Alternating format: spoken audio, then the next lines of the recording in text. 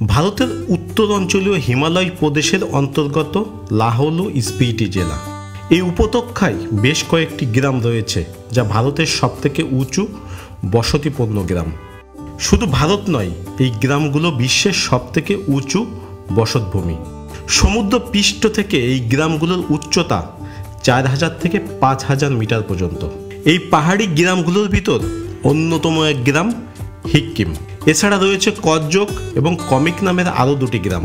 এই গ্রামগুলোর পাশ দিয়ে বয়ে গেছে তসো মিরিরি খাল। সম্ভবত এই খালের কারণেই এত উঁচু পাহাড়েও মানুষের বসবাস করা সম্ভব হয়েছে। তবে এই গ্রামগুলোর জনসংখ্যা খুবই সীমিত। 2012 সালে বিবিসির এক প্রতিবেদনে দেখা যায় এই 3 গ্রামের মোট জনসংখ্যা 326 জন। নানা কারণে এই দুর্গম পাহাড়ি গ্রামগুলো বিশ্ববাসীর দৃষ্টি আকর্ষণ করে থাকে। তার মধ্যে অন্যতম হচ্ছে এখানে বিশ্বের সবথেকে উঁচু পোস্ট অফিস অবস্থিত। পোস্ট অফিসটি বর্তমানে হিকিম গ্রামে।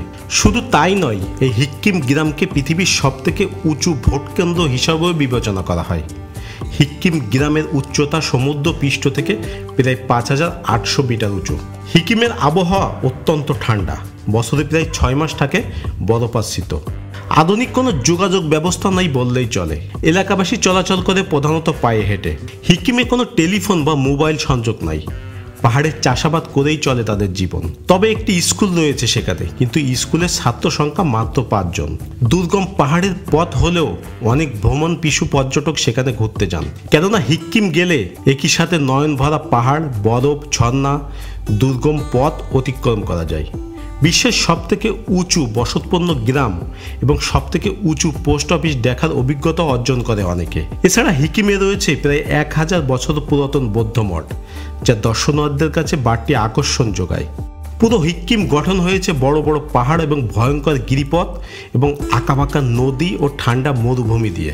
গ্রামের শীর্ষস্থান থেকে পৃথিবীকে যেন মনে হয় নিম্ন অঞ্চলে ভিন্ন কোনো জগৎ। নদীর তীরে দেখা যায় হালকা হালকা সবুজ কিছু উদ্ভিদ। পাহাড়গুলোতে উদ্ভিদ জন্ম হয় না বললেই চলে।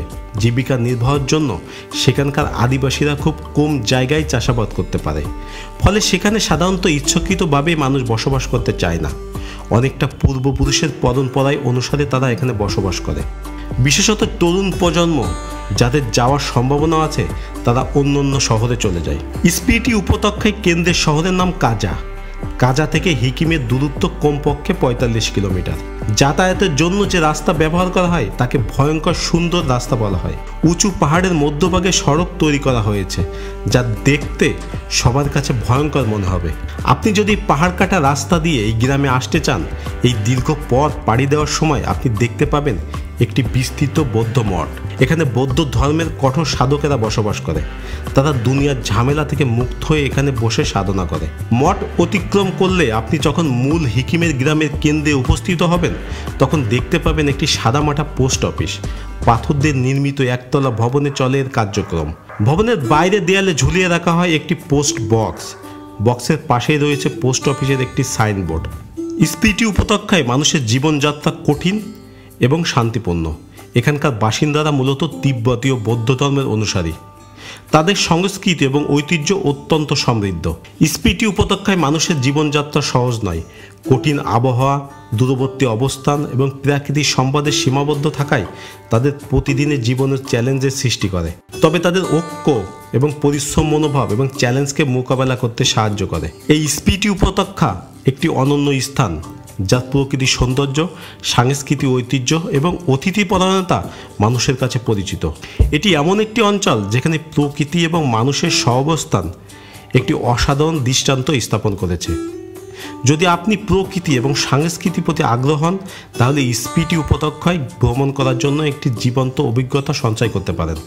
ভিডিওটি ভালো লাগলে শেয়ার করবেন এবং চ্যানেলটি সাবস্ক্রাইব করে সাথে থাকবেন। ধন্যবাদ।